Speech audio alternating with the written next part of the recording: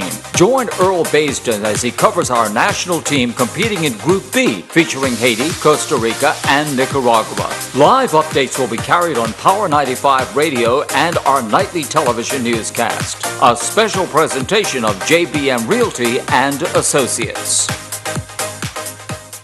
You can count on us. Driscoll strawberries, only $4.99 for 1 pound package, saving $2. Fresh ground beef family pack, just $2.99 per pound, saving $1. Hot price on old time butter bread, only $4.99 for a 22-ounce loaf. Select varieties of Kool-Aid drink mix, just $5.39 for a 20-ounce tub. Keto diet approved Epic pork rinds, only $4.99 for a 2.5-ounce bag, saving $1. All stores open Monday through Saturday until 10 p.m. and Sunday 9 a.m. to 7 p.m. for your shopping convenience. You can count on us.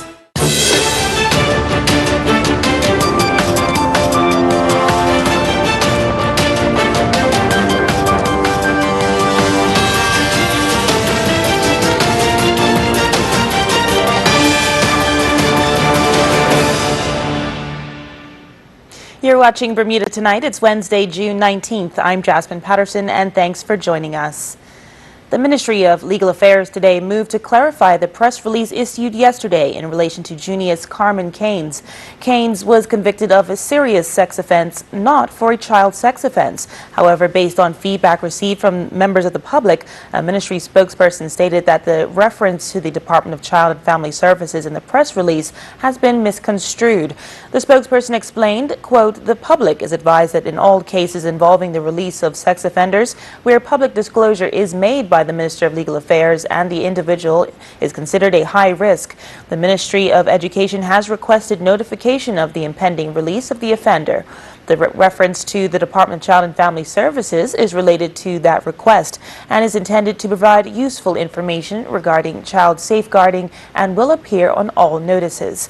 The Minister of Legal Affairs, Senator Kathy Lynn Simmons, today issued a public notice on Keynes, who will be released from Westgate on Monday, June 24th. Keynes will be residing in Pembroke Parish. If child abuse is suspected, contact the Intake and Investigations Team at the Department of Child and Family Services on the Kids Line at 278-9111. Additionally, contact can be made with Coordinator Lisa Talbot at 294-5882 or Supervisor Maureen True at 294-5876. Elsewhere, yet another report of an American tourist confirmed dead after visiting the Dominican Republic recently. This time, a New Jersey man who was found dead in his hotel room last week. The mysterious deaths, which have yet to be connected by both Dominican and U.S. authorities, have sparked travel warnings for anyone planning to vacation there, including Bermudians. Try Trot reports. One person watching the events from here at home is businessman and politician Sylvan Richards Jr., who represents Hamilton South in the House of Assembly. He has been traveling to the Dominican Republic for around 18 years and has invested in 3 rental properties in the northern Dominican towns of Cabareta and Sosua. He told us the string of American tourist deaths there have raised some concern, but not enough to affect his occupancy levels at his properties. So it's going good for me. One thing I would like to say is that, Dominican Republic is still the most visited country in the region, in the Caribbean. I think last year they had something like 6.5 million tourists that visited the Dominican Republic, and of that amount, 2.2 million were Americans. Also of note to the Bermudian MP is the way the U.S. State Department has treated the situation thus far. I have noted that the U.S. State Department has not issued a travel alert specific to these recent deaths in DR, nor have any American officials stated that these deaths are connected. So with that being said, I will continue to visit Dominican Republic, and my guests are still visiting the Dominican Republic. So far, most of the deaths have occurred in the eastern Dominican towns of Punta Cana and La Romana, which are populated with all-inclusive resorts where some tourists have died in the same hotels. Another interesting thing is that all of the deaths have only been Americans, which I find is really strange. Another person here watching the events down south very closely is Bermudian Shardela Simons, a frequent visitor to the island. It hasn't necessarily given me cause to rethink traveling there, but taking extra precautions when I do decide to go there again. Law enforcement authorities in the Dominican Republic pay close attention to the contents of the hotel minibars of the affected properties after it was reported that at least 3 of the 9 people who died were found dead after consuming alcohol stored in their minibar. prompting speculation that they were deliberately poisoned. I've traveled to the Dominican Republic 3 times, and I stayed with family members there, but of course I would visit different hotels that were popular amongst tourists and would try their different drinks, try their different cocktails or their local drinks. And, never in my mind thought that something could be slipped into my drink and possibly cause me harm. And it's definitely uncharacteristic from my experience because I found Dominicans to be very friendly. The string of deaths has attracted the involvement of the FBI, who are assisting local investigators, along with officials from the U.S. Centers for Disease Control, the CDC, who are on the ground conducting tests. Tarai Trott reporting for Bermuda Broadcasting News. Thank you, Tarai, for that report. And we'll have more for you after this short break, including all the latest weather news. Stay with us.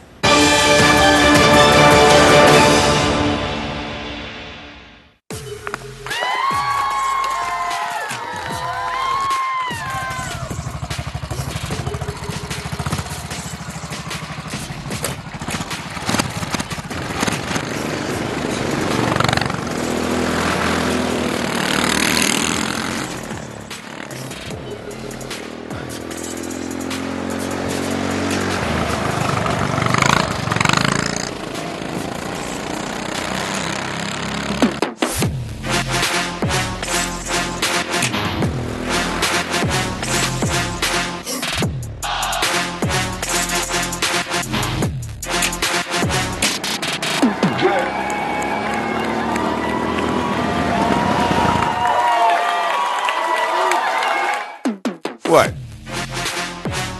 You want to race? Rubber Duck Derby 2019. Raffle tickets now on sale. Bring the whole family. Presented to you by Friends of Hospice and Lindo's lead sponsor.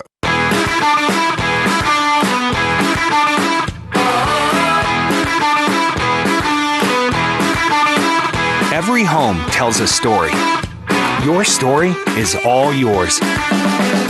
Big kid, too cool.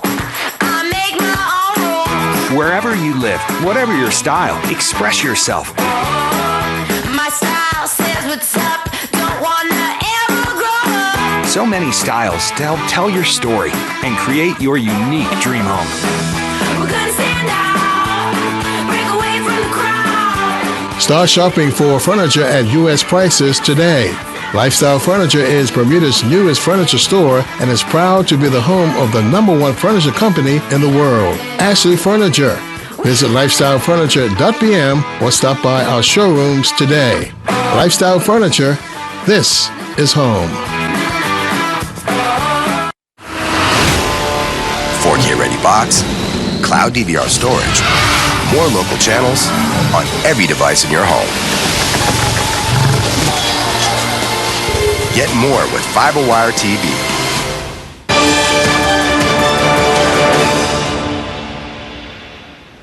Thanks again for joining us. A case was heard in the Court of Appeal today, pitting Bermuda's 2 top prosecutors against each other. Here's more in this report. The appeal is being brought by the Director of Public Prosecutions, Larry Mussenden, against a judge's decision regarding the way he handled a complaint of gross misconduct made against one of his deputies, Miss Cindy Clark. Today's Royal Gazette reporting the matter as being, quote, cloaked in secrecy to this stage after Miss Clark succeeded in an early application to have the parties involved remain anonymous. In her lawsuit filed in the Supreme Court in April, Miss Clark alleged that Mr. Mussenden, quote, acted with bias and in breach of natural justice after making accusations against her. Details of exactly what she stands accused of by Mr. Mussenden to this stage remain unknown. Mark Pettingill, legal counsel for Ms. Clark, quoted as saying, "This is an appeal by the DPP on a procedural issue, but any allegation of misconduct of any form is vehemently and unequivocally denied by our client." Today, Mr. Mussenden's counsel, Ben Anderson, explained to the court that the head of the civil service has power over any officer and all disciplinary control. That's how it's expressed under the Constitution. They have the power to dismiss under gross misconduct, not the head of the department. Just last month, Assistant Justice John Rioloma ruled against the DPP, finding that there was an appearance of bias on Mr. Mussenden's part in his handling of a complaint of gross misconduct made against his deputy, Ms. Clark. The hearing continues. Jasmine Patterson reporting for Bermuda Broadcasting News. Now turning to weather, winds and showers are heading our way, making landfall by this evening. Let's head over to the AccuWeather headquarters for the full picture.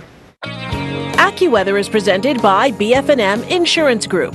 We now go to AccuWeather headquarters. This AccuWeather forecast here on ZBM is brought to us by the good folks at the BF&M Insurance Group. We've had some pretty good weather today, but things are changing. Off to the west, you can see a big batch of showers. These are clouds that we're looking at, and the brighter, more vivid colors are really tall, cold cloud tops. That's where we have some locally heavy rain. And if there was a radar network across the western Atlantic, this is what it might produce. This is really an estimate of what radar might see based on satellite imagery. And the message here is that there's a decent amount of rain halfway between us and the southeast coast of the United States. Temperatures are around 83 degrees right now, humidity hovering around 75%. Winds are somewhat active, beginning to pick up after a quieter week. Past 5 to 7 days has not brought much wind to the area, but the wind is going to increase south-southwest 10 to 15 knots right now. On the water, we have 1 to 2 foot waves on the inside, but 3 to 5 footers on the outside. And because of that, and because of an increasing breeze that will lead to larger waves, the Bermuda Weather Service has issued a small craft warning beginning tonight, carrying through Thursday, and at this point through Friday morning, likely to be extended through Friday night as well. Low tide 4:35 in the recent rear view mirror. Coming up next, we'll have high tide at 10:57 tonight, a low tide early tomorrow morning, another high tide approaching midday on your Thursday. So tonight, breezy, partly cloudy. It could be a brief shower or two. We'll be around 75. It is still murky and humid out there, fairly muggy, if you will. And you can see that muggy air is at least signaling to the model to produce a couple of showers. We'll probably hold off on the showers until tomorrow for the best chance of a few spotty hit or miss showers out there. So tomorrow, mostly cloudy, breezy with a couple of hit or miss showers, and temperatures will be up around 84 once again. Down into the Caribbean we go with a beautiful hot day in Jamaica. Nice to have that water nearby. In Barbados and Trinidad, look out for scattered showers, spotty thunderstorms down that way. No tropical threats. We want to keep that trend going as we are now a little more than about half to almost 2/3 of the way through the first month of tropical storm and hurricane season. We did have that subtropical A storm, and that was last month, but that was not a threat to us. We're dealing with showers in Toronto, New York, and Boston, scattered thunderstorms. Some could be severe in areas from maybe Philadelphia south into Washington, D.C. On Thursday. Atlanta looks okay early, but then scattered showers and storms take over once again. Miami looks nice, hot, and in London we have some showers at 66. So the weather is turning more active for us. The wind will increase. We have those the small craft warnings in effect, or the small craft warning in effect, and a couple of days with scattered showers. This will escalate into Friday and Friday evening with stronger wind, a gusty shower, maybe even a thunderstorm. And then into Saturday and Sunday, things begin to dry out a bit. Temperatures don't drop a whole lot. We'll still be in the low to mid 80s, but it'll be a noticeable change with the dew point dropping. We will send it back to you. Enjoy the rest of your evening. AccuWeather was presented by BF&M Insurance Group.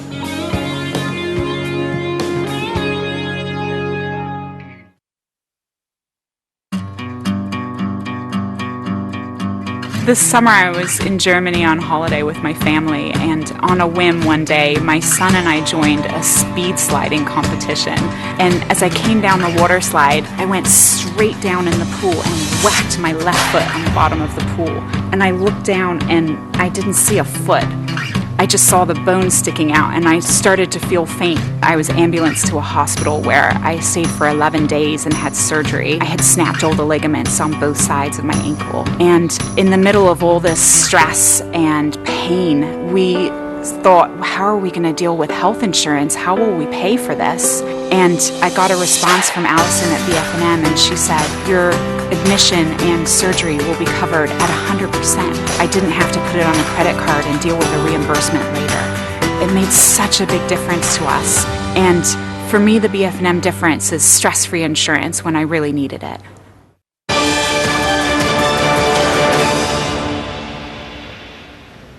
Now let's join Earl Bazin, who's standing outside the stadium where Bermuda Gumby Warriors will play their second CONCACAF Gold Cup match. Earl, what's the weather like there in Dallas? We are hearing it's a little warm.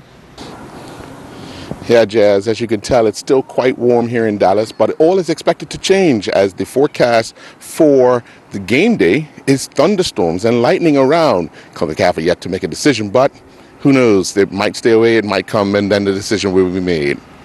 And Earl, it's a question many are wanting the answer to. How are the team preparations coming along?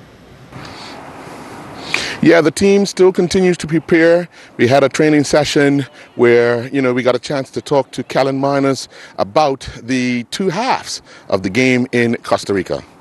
We jumped out to a good start, and we played our game plan, and we did exactly what the coaches instructed us to do, and we proved that we are able to compete at this level. And so we started off very well.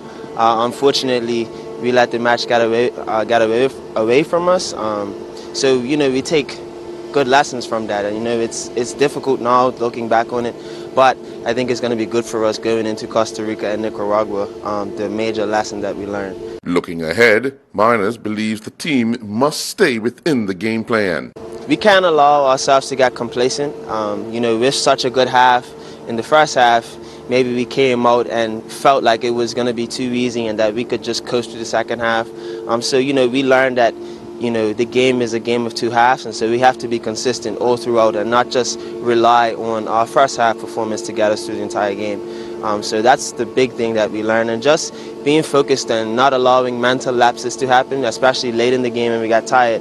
It's important to maintain our mental focus, and so we're thankful for Martin, who has been helping us with that side of the game. And so I think in that game we learned how important what he's been teaching us is, and so look for us to carry that into the next game and not allow our fatigue to cause mental lapses in the late stage of the game. Well, I'll have definitely more in sports with Bermuda's preparation for the upcoming Gold Cup match against Costa Rica right here in Dallas in sports. I'm Earl Baston with Bermuda Broadcasting News. Thanks, Earl. And of course, Earl will have a full sports package later on in the newscast.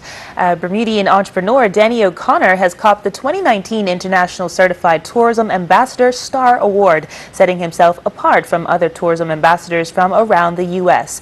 The self-labeled Proud Bermudian was put forward to the Tourism Ambassador Institute, the accrediting body of the local CTA program, after receiving 3 local CTA Star Awards, including Ambassador of the Year in May of this year. According to Carla Lacey, Chief Operating Officer at the Bermuda Tourism Authority, for more than 25 years, Danny O'Connor has exemplified what Bermuda hospitality is all about. His passion and knowledge of Bermuda is what helps to set our island apart from other destinations. Mr. O'Connor, the owner of Cosmopolitan Club Lounge and co-owner of Tobacco Bay and the Bermuda Triangle Experience, said, quote, "Being able to go up against others outside of Bermuda and come out on top has been incredible because it has allowed us to showcase Bermuda's first-class hospitality and beauty on the world stage." He adds, "I feel as though this award is not just for me, but for Bermuda as a whole." Congratulations, Mr. O'Connor. And again, still to come, Earl Basin will have all the latest sports news in just a few minutes.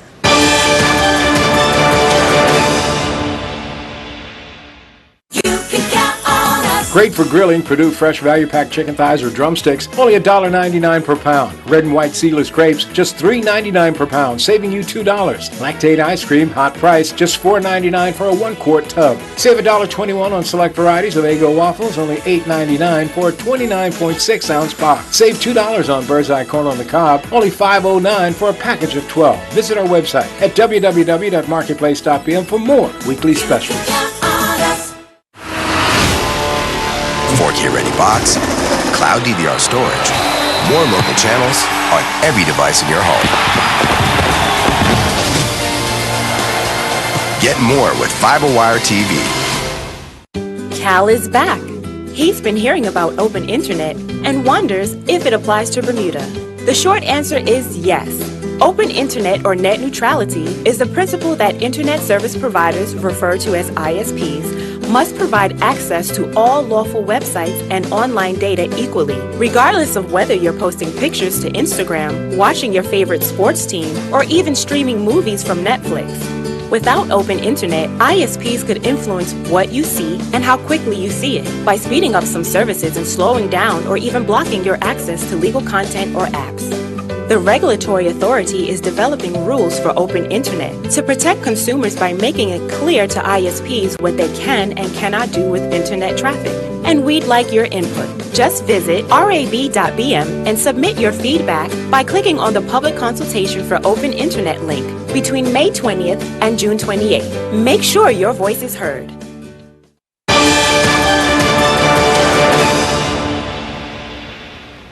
Now Earl brings us our full sports package. Having faced 19 shots against Haiti in the opening match of the Gold Cup, Dale Eve wanted to make sure that his teammates stayed encouraged.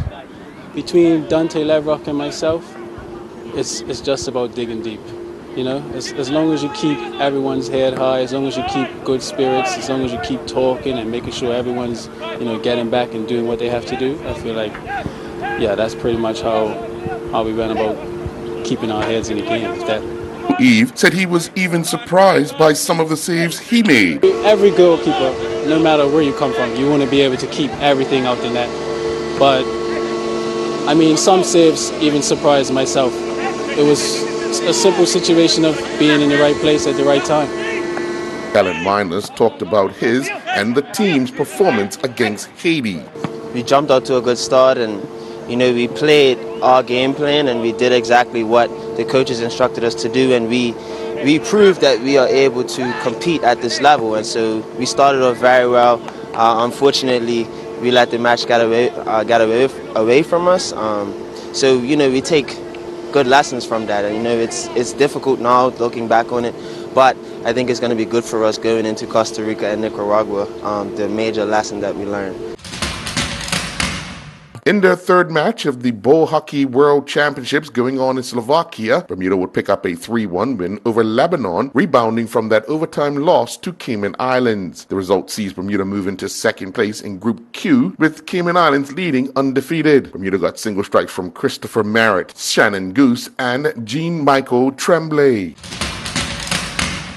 Bermuda continued competing in the Davis Cup Americas Group 3 event in San Jose, Costa Rica. Bermuda are looking to win promotion to Group 2 for 2020. Bermuda took on Panama in their second match and went down 2-1. First to go on the court was Trey Mallory. He went down in straight sets to Marcelo Rodriguez in a battle that lasted 1 hour and 3 minutes. Rodriguez won the first set 6-4, and he would win the second set 6-2.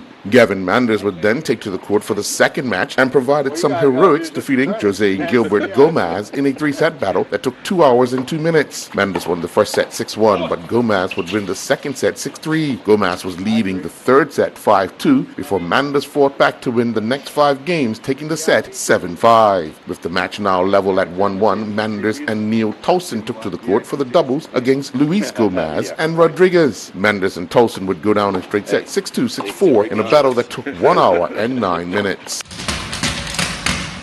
Bermuda is looking to qualify for their first Under-19 World Cup since 2008. Host board Cricket Canada has unveiled the schedule for the 2019 ICC Under-19 World Cup America's Regional Qualifier to be held July 8th through to the 14th at the Maple Leaf Cricket Club in King City. Bermuda's tournament opener on July 8th is against their first significant test, Canada, and then the following day Bermuda will face their second significant test when they take on USA July 9th. After a scheduled off/reserve day on Wednesday, July 10th, Bermuda will face Cayman Islands on the 11th before finishing off against Argentina on July 12th.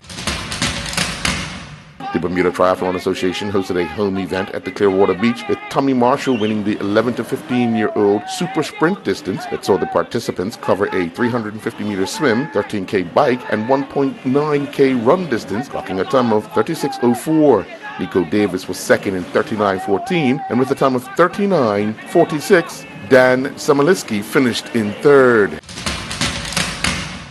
In his first race back, Jair Mitchell took to the track to compete in the Minnedosa Motocross Nationals. Only one race was able to be completed in the 250cc class due to a downpour, making the track unsafe for the second race. Mitchell went to the start line against 38 other riders. Mitchell, like all other riders, found conditions tough. He was going good until he got caught up in a crash, losing time on the leaders, but he was able to recover and finish 15th overall. Meanwhile, Azai Burt was crowned the 4 to 6-year-old age group 51cc shaft champion while competing in the Southeast Youth Regional Qualifiers South of the Border motocross event, and with the result he is qualified for the finals to be held in Tennessee.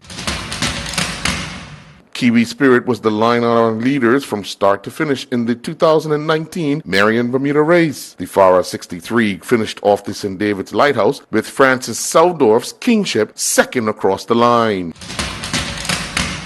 The Bermuda Futsal Federation's Men's League returned to the Bermuda College Gymnasium after a week's break with a total of 39 goals scored in a triple header. Game 1 saw the Futsal Assassins edge 40 Kings 4-3. In Game 2, ASFC 2 defeated the RBRFC 9-7. The final game of the night produced 16 goals as third place Team Involved defeated ASFC 1 12-4. I'm Earl Baisden with Bermuda Broadcasting Sports.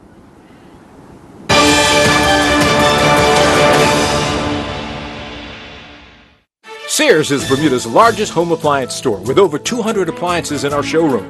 We have refrigerators and freezers, gas ovens and electric ranges, washers and dryers. Sears has a wide selection of craftsman's tools and accessories. Beautify your home with our lawn and garden tools. We have everything you need for outdoor entertaining. Located at 41 Victoria Street, Sears is open Monday through Saturday from 9 a.m. to 7 p.m. Sears, reliable delivery, quality service, and everyday low prices. Bermuda Broadcasting Company is pleased to present live updates on the CONCACAF Gold Cup competition featuring Bermuda's national senior football team. Join Earl Baisden as he covers our national team competing in Group B, featuring Haiti, Costa Rica, and Nicaragua. Live updates will be carried on Power 95 Radio and our nightly television newscast. A special presentation of ZBM Realty and Associates.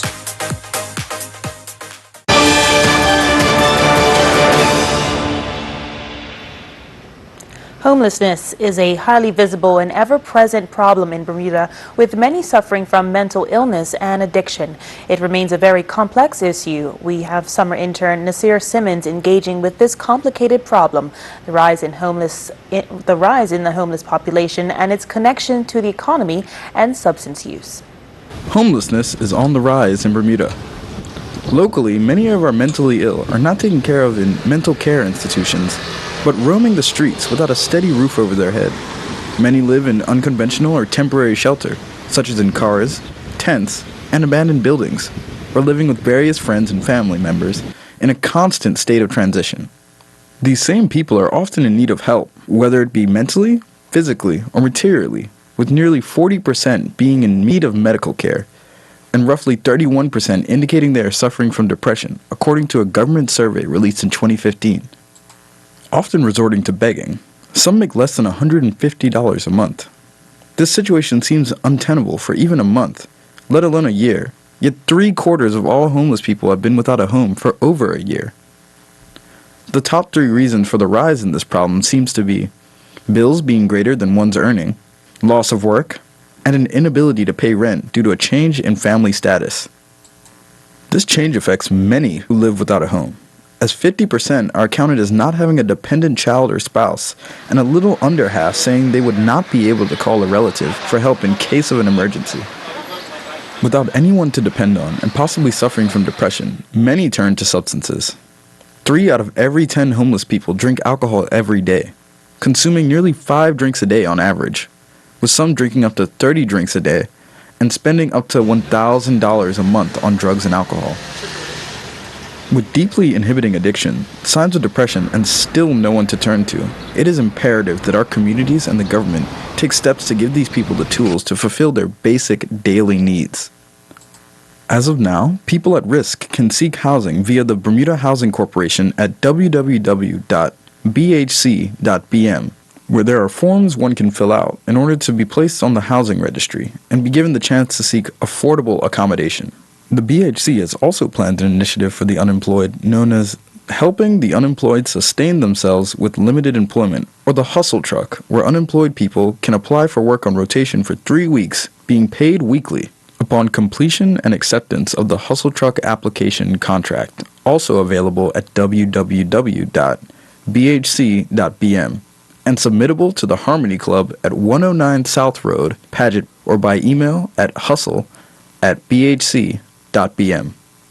If you are homeless or at risk of being homeless immediately, the Salvation Army has emergency housing for adults aged 18 to 65 located at 5 Marsh Lane, Pembroke. The Salvation Army can also be reached for further information at the number 295-9109.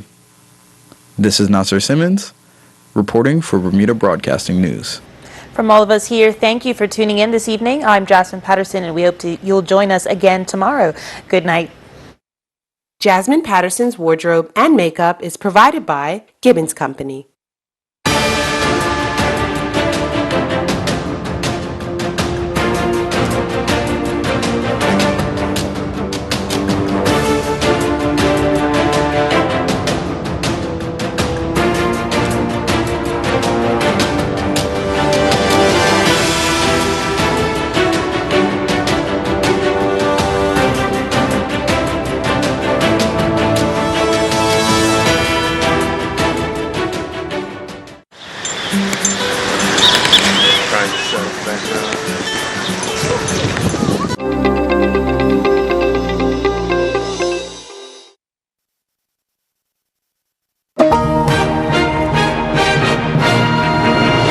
On the CBS Evening News this Wednesday, breaking news. Officials say David Ortiz was not the intended target the night he was shot. The House of Representatives held the first hearing on reparations for slavery in more than a decade. I feel a sense of anger where we are in the United States of America. I just don't think someone today is responsible for what someone else did 150 years ago. Breaking tonight, a CBS News exclusive. We learned that Missouri's only abortion